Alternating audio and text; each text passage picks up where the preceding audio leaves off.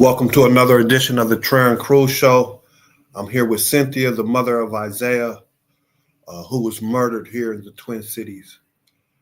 Uh, say good morning to our audience, Cynthia. Good, good morning. Hello? Good morning. Okay, good. There we go. There we go. Um, Cynthia, could you tell us a little bit about who Isaiah was? Isaiah Isaiah was a very fearless person. He was a fun person to be around. He grew up playing sports on the east side of St. Paul for Dayton's Bluff. That's where he played at. He then went on and played for Rice Street. He did some traveling sports, football and basketball. So Talk a um, little bit about that. How did those experiences, that football? Um, Isaiah was good. Isaiah was really good. Like good to the point that we all knew that Isaiah was gonna go far. His coaches, they loved Isaiah. I had one coach call me after everything happened, and he sat on the phone and he just cried about Isaiah because um, of the connection that they had. Isaiah was a leader. He led every team that he played on. He was a leader.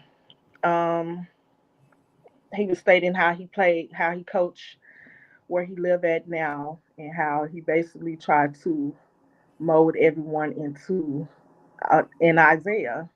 That's how good he was. That's how fearless he was. He didn't care how big, how tall, how none. He was going to play, and he was going to play to his full ability. So Isaiah was.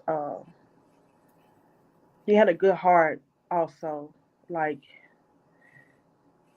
if you didn't have something, Isaiah didn't judge you. He didn't judge you from you not having the mental capacity to like think for yourself or people like bullying you. He hated bullies to the core. So he was the person that if you the outsider, that's who he gonna roll with. He didn't care about nobody being popular. He didn't care about none of that. To him, right is right and wrong is wrong. And that's just who Isaiah was. no doubt. What happened to Isaiah? October 10th, I received a call that someone had got shot, but they didn't know if it was Isaiah. Um, it was the mother of my son's girlfriend, and she was trying to see if it was him. She couldn't really see. The officer then got on the phone. They didn't tell me. They just told me that I needed to get here, and she just kept saying she think it was Isaiah. So when I get there, they tell me that it was someone had been shot and that it was Isaiah. Um, I tried to see him, but they wouldn't let me pop by to see him. Um, as the story goes on, I hear that um, Isaiah went to sell someone some weed pens, and the individual tried to rob him. Oh, And Isaiah, with him being who he is, he's not a punk. He's not going for it. He didn't. He fought. He fought back. I'm so sorry that happened, Mel.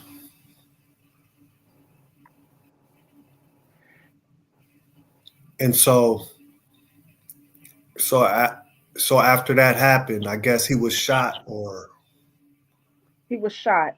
oh, I didn't hear that the individual. He got in a car. Um, she said that Isaiah kind of knew like if something went wrong, like he wanted to make sure that they was okay. So he had his girlfriend like reposition the car before the boy came. She said that the boy went to get in the car.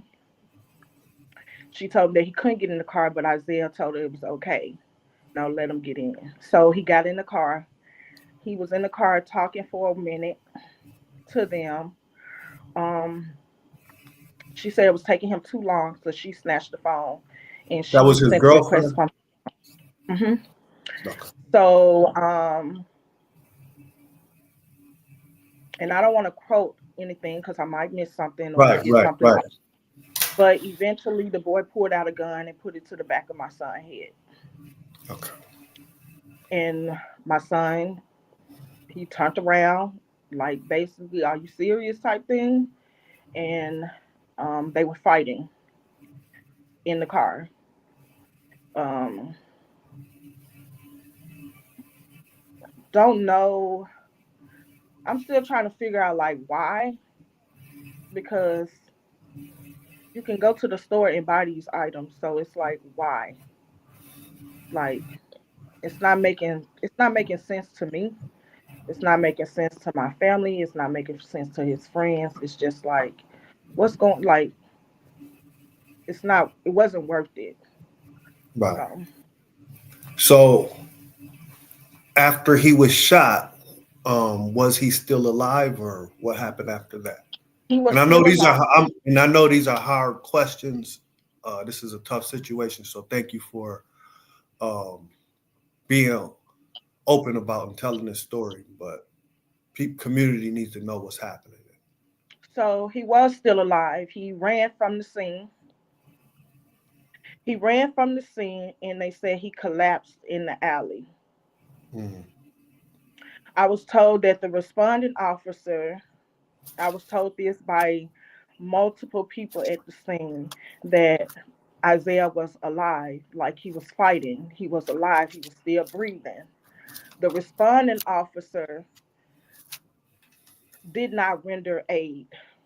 mm, I was told that they stood over him a long period of time and basically watched him die. The second officer responded. He instantly jumped out of his car to give my son aid.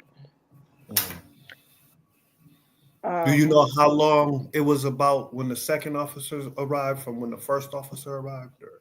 I don't. They not Okay. telling me what officer responded first.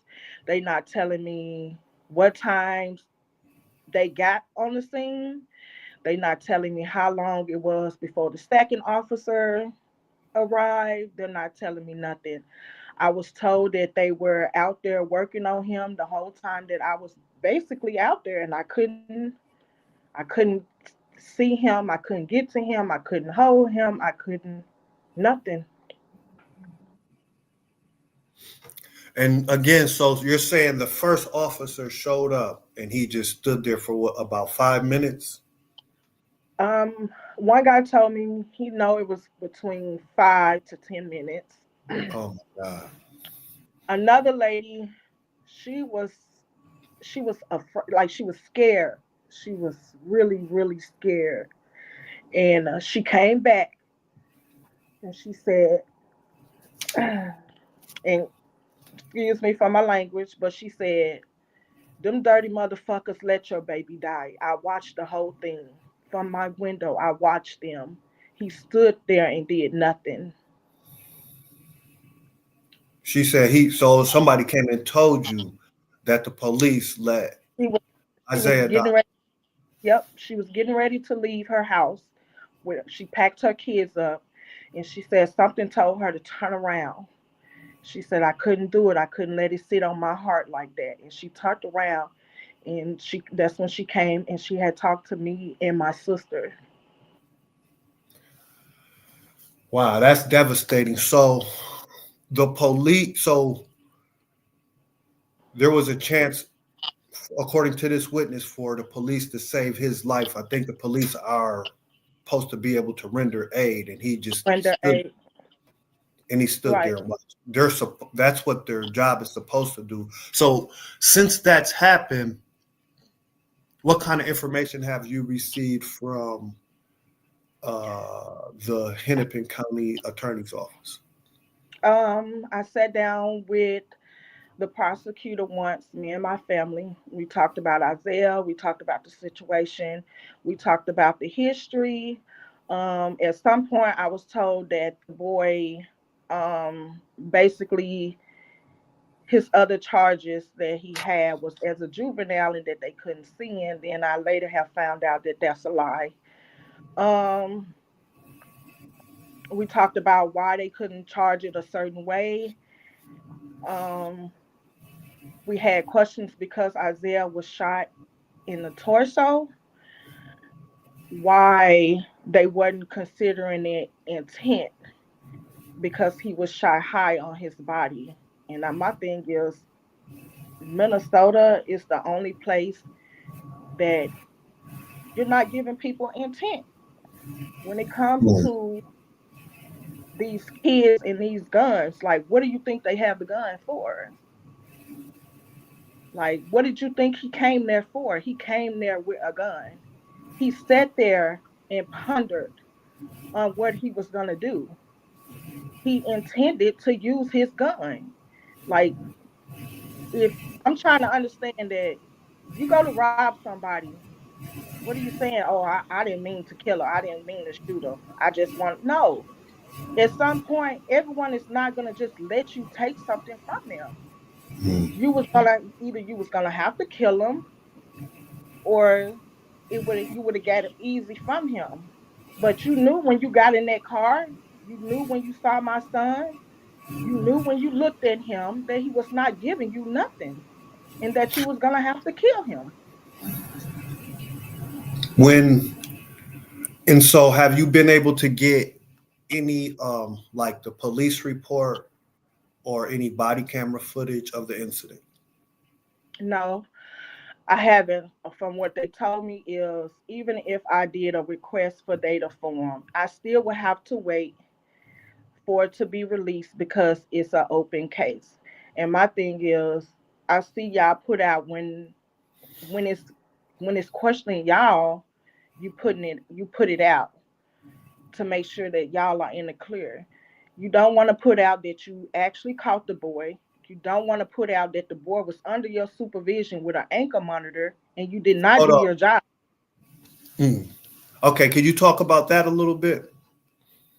So the boy told my son and his girlfriend when they got in the car that he was on house arrest. She said when she said that she kind of looked and he did have an ankle monitor. He was on an ankle monitor. But because you brought the crime to you, they feel that it's not important. They didn't respond because it was a short amount of time. He brought a crime to him. He still left his house. So His he mother so he was was responsible for him, and he was only supposed to be out of the home to do job search with his mother, and that was not the case. October 10th, he left the house to go commit a crime on an ankle monitor of Hennepin County responsibility to monitor. They put these ankle monitors on these kids, and they're not doing their job. You have people out here paying for y'all to have these monitors, and you don't even monitor them. You don't monitor them at all. man. And so there when I know I think you have some concerns about the charges in this situation. I do. I And don't feel so like it should be without intent. It should be with intent.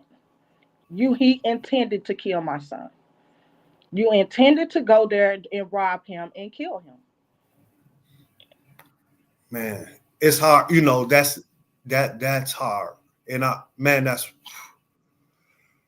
and with the police, what else what does justice look like to you in this situation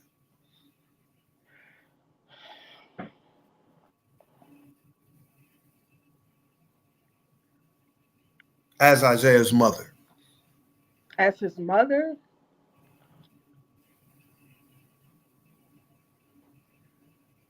I just sit every day and I say, I pray that God heal my heart. because my kids,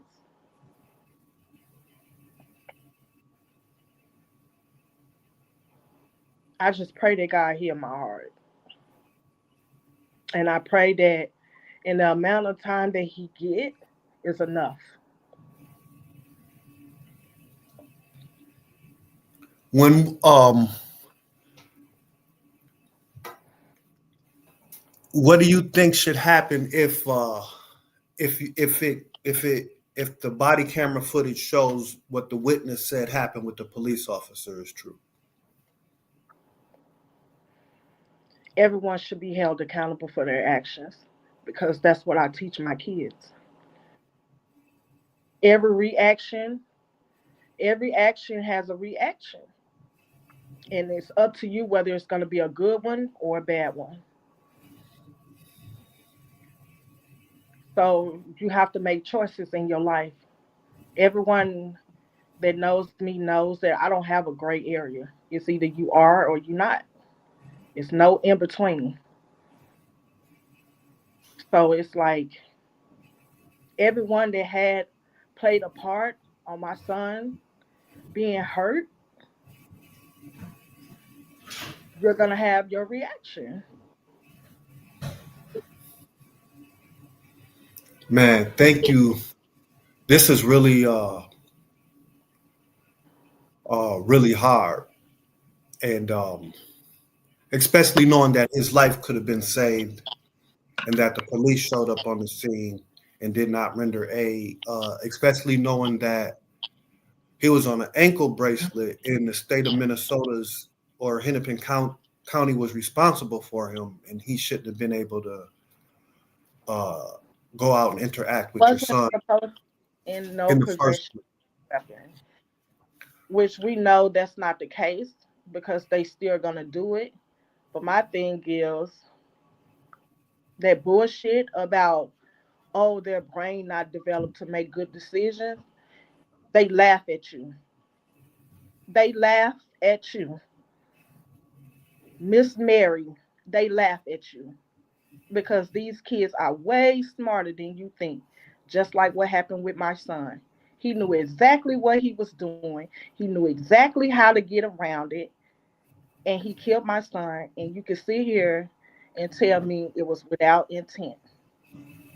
My thing Mhm. is stop trying to raise our kids. Stop trying to compare because their mindset is not the same. You want to put them the same, they're not. Like I said, these kids are smart, smarter than you think, and they know how to get around on the system, including mine at one point. But see, the difference between some others and mine, they knew. Yeah, I love my kids, but I ain't gonna uphold you in your wrong. I'm gonna stand behind you 10 toes, but I'm not gonna uphold you in your wrong. You're gonna be a man and accept your responsibility. Period. It's no ifs, ands, buts about it. I'm gonna be behind you every step of the way, but you're gonna hold your head high and accept your reaction, just like everyone else in this situation. You're gonna accept your reaction because I'm not gonna stop until you tell me what happened. Thank you for coming and speaking with me this morning.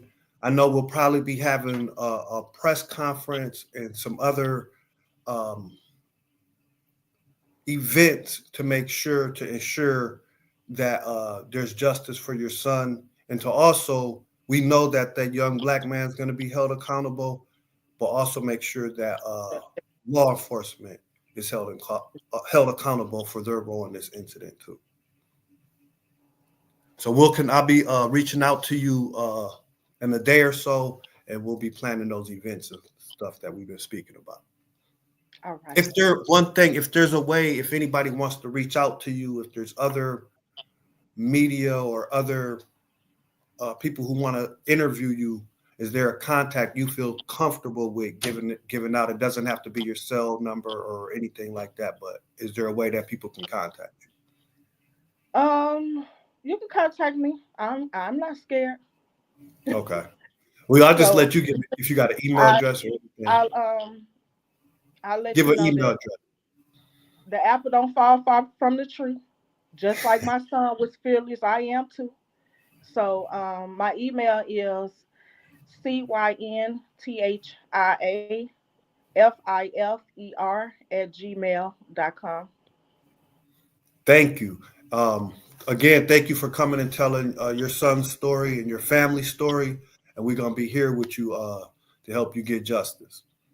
Thank you. Thank you. Have a blessed day. You too.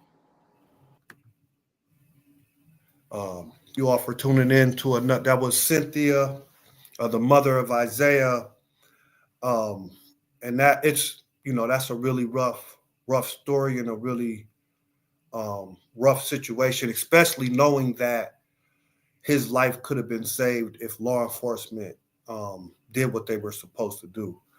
Yesterday was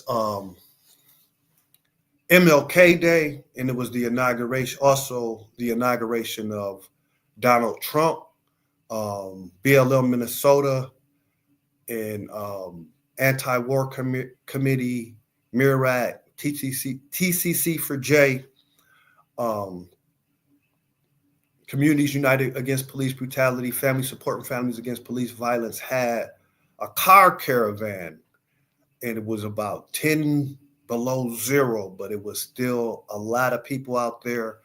Then we went and had an event down at St. Paul College, and it was really nice. And it was in honor of Marcus Golden and all stolen lives and fighting for Dr. King's dream.